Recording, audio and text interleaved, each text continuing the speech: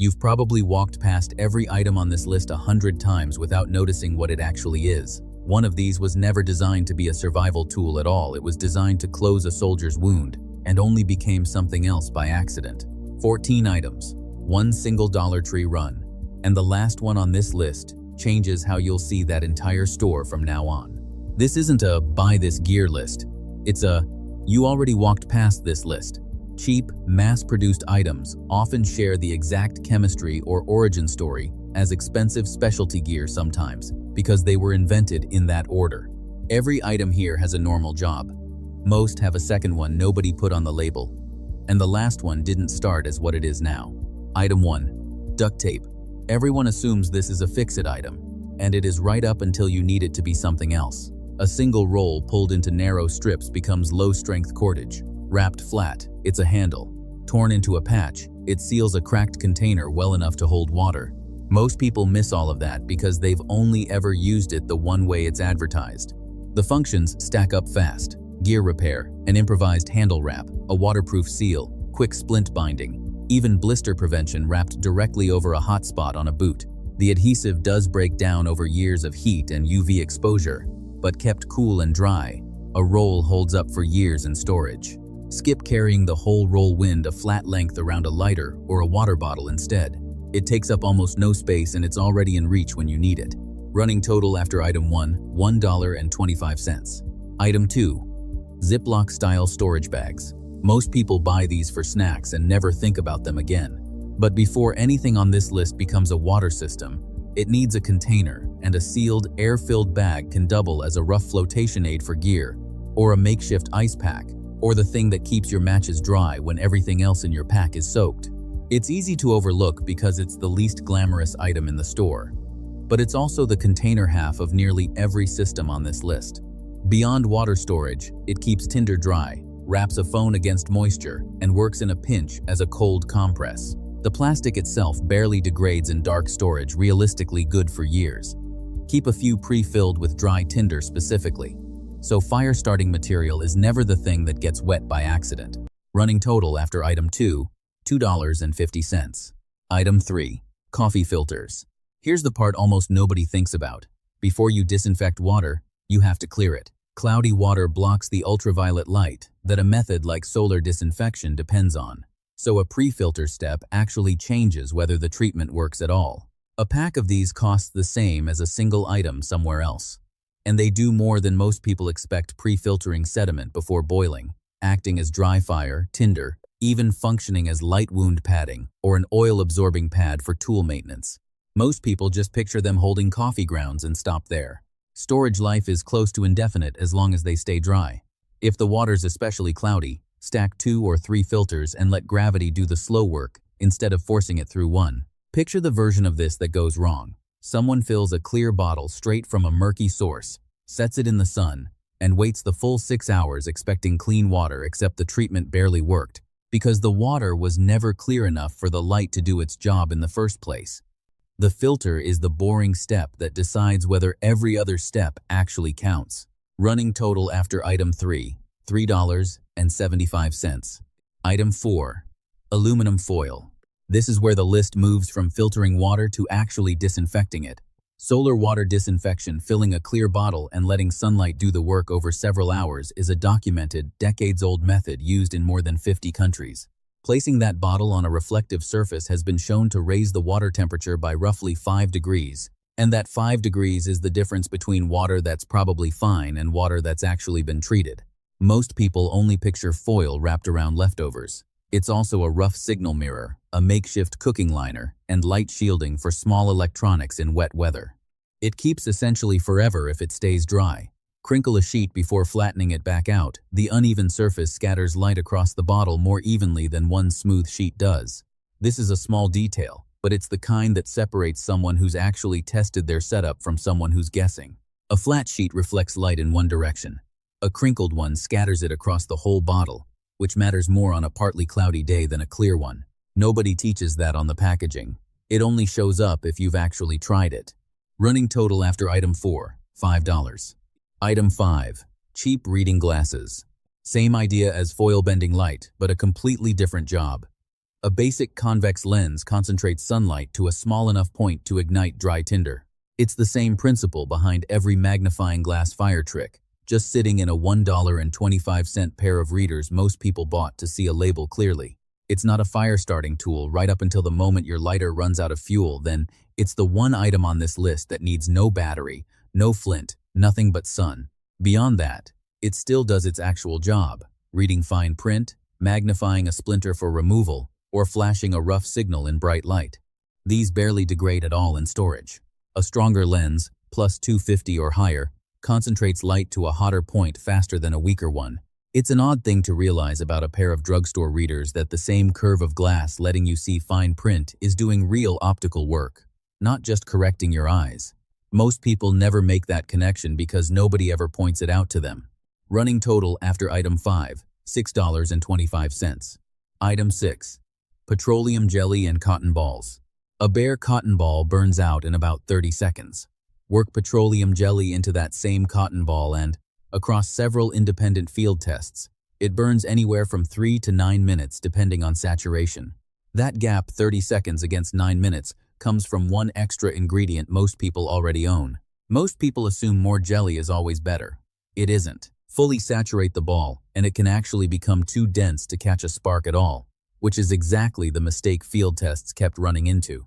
Beyond fire starting, it does basic lip and skin protection, light gear lubrication, and rough waterproofing on cracked leather. It doesn't spoil realistically an indefinite shelf life. Pull the ball apart slightly to expose dry inner fibers before lighting. A tightly sealed ball is harder to catch. Make a handful of these ahead of time and store them in one of the bags from item 2. That's the first hint of how this whole list starts connecting to itself, well before the systems get named outright a couple of items from now. Running total after item 6, $7.50. Before item 7, it's worth pausing here. Discount retailers like this one run on a high-volume, fixed-price model, the kind of inventory that turns over fast and predictably, rather than swinging with seasonal or specialty demand the way a dedicated outdoor store might. That's one pattern worth watching. It's part of why these basics tend to stay cheap and stocked even when specialty gear runs short elsewhere. Item 7. Fishing line and small hooks. Long before synthetic sutures existed, thin, strong, cordage-like material closed wounds, silk, gut, whatever held. Wilderness medicine guides still document fishing line as a last resort, non-ideal stand-in when nothing else is available. That's not a recommendation. It's a reminder that its real value was never just about landing a fish. Most people only think about pound test rating. The same strength and thinness that lands a fish also lashes a splint pole, ties off a snare, or replaces a broken shoelace in a pinch. Nylon line degrades slowly with UV exposure but stores well for years out of direct light. Wind it around a scrap of cardboard so it doesn't tangle before you ever need it. Here's the moment this actually gets used, and it's rarely about fish. A tent pole snaps, a pack strap tears at the seam, a splint needs binding tight enough to hold, and the tackle box that's been sitting untouched for a season turns out to be the only cordage in the house strong enough for the job. Running total after item 7, $8.75. That's 7 items down, and it's worth stopping here because 2 systems just quietly finished building themselves without anyone announcing it. The water chain, the storage bag to carry it, the coffee filter to clear it, the foil to help the sun disinfect it. 3 items, $3.75, and a complete way to make water safer to drink. The fire redundancy kit, the reading glasses as backup ignition, the petroleum jelly and cotton as sustained fuel, the duct tape as a waterproof wrap for an improvised stove. 3 items, $3.75, and 2 separate ways to get a fire going. That's not 7 items sitting in a bag. That's 2 systems for under $4 each. Item 8, bandana or cotton cloth. Fold it into a triangle, and you've got the exact shape taught in every basic first aid course as a sling or cravat bandage. Most people never have the cloth on hand when they actually need that shape. It's usually serving as a dust mask or just sitting in a drawer.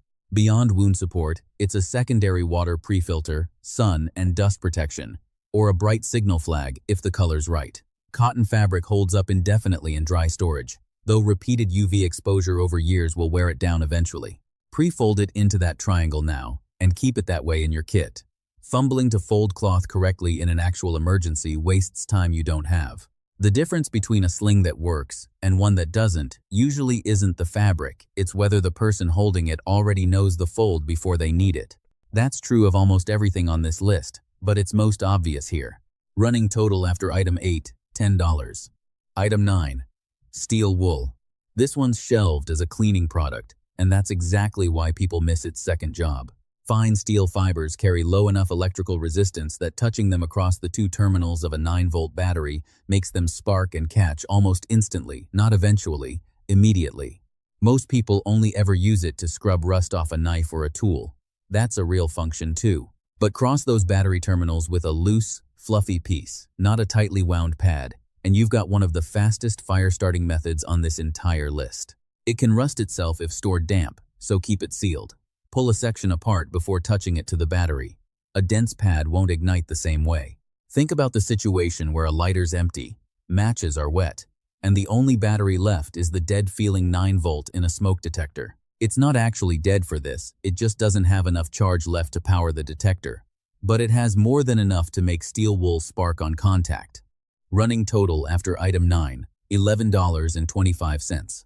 Item 10, safety pins.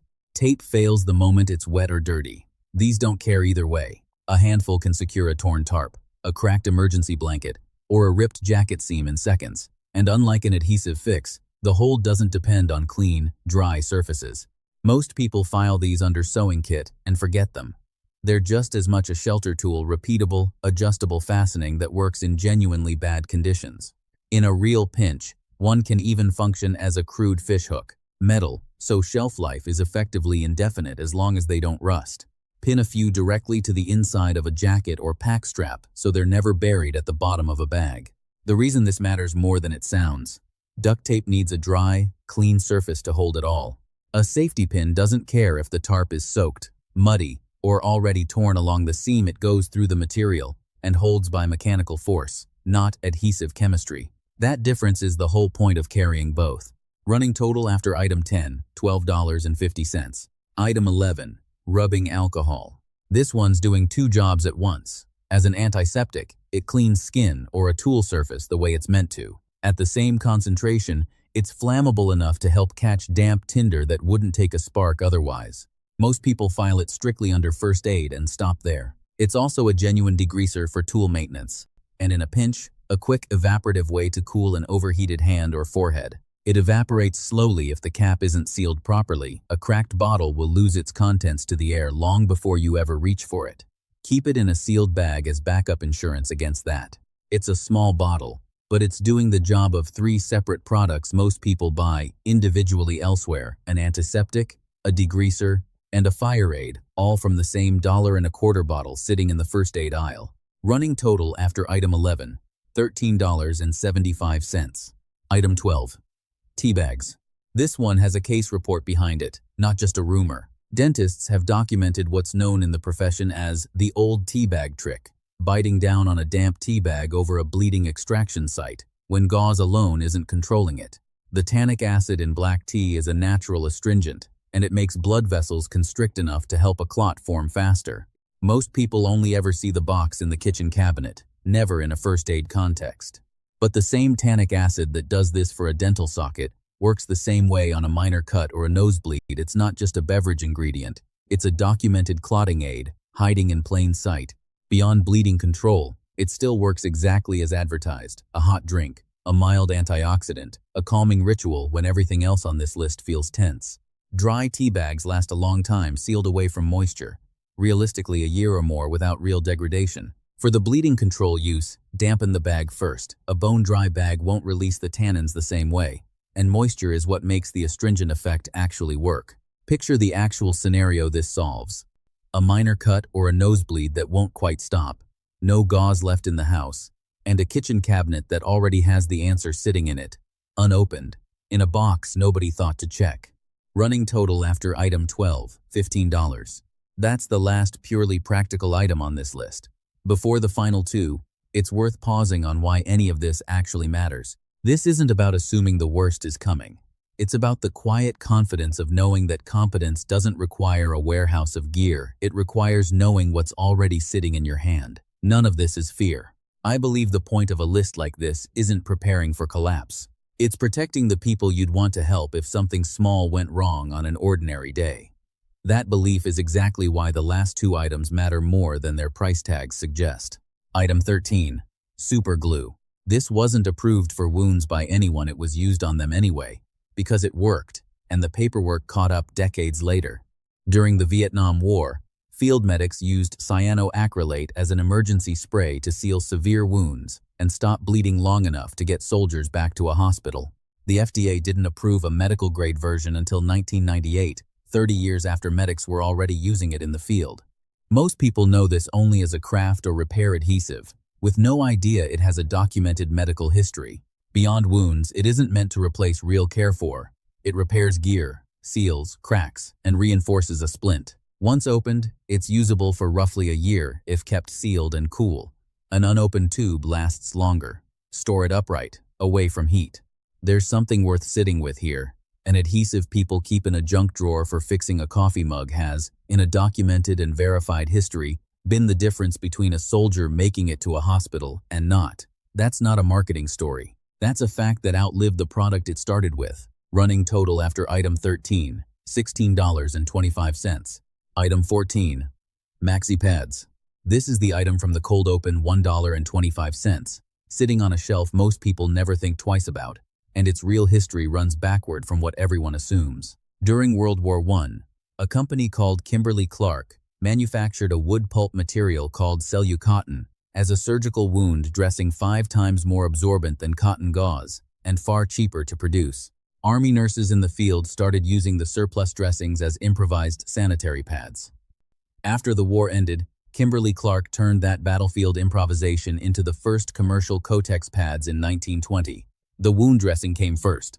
The hygiene product came second, built on the exact same absorbent material. Most people overlook this because it's shelved with toiletries, so nobody ever asks what the material underneath was originally built to do.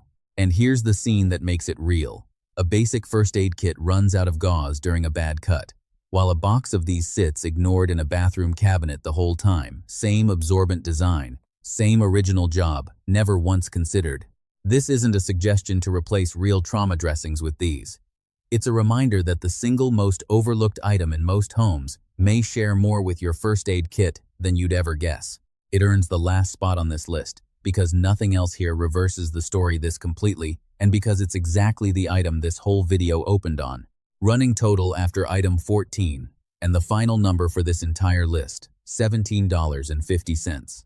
14 items: duct tape, a storage bag, a coffee filter, foil, reading glasses, petroleum jelly and cotton, fishing line, a bandana, steel wool, safety pins, rubbing alcohol, tea bags, superglue, and the pads that started this whole story as a wound dressing for $17.50. That's less than most people spend on a single fast food order for two. Think about what that buys across real time. In the first 30 days, it's duct tape, safety pins, and fishing line doing the immediate work, repair and fastening. Nothing fancy. Nothing that requires anything to have gone seriously wrong yet. By 90 days, it's the consumables that matter most.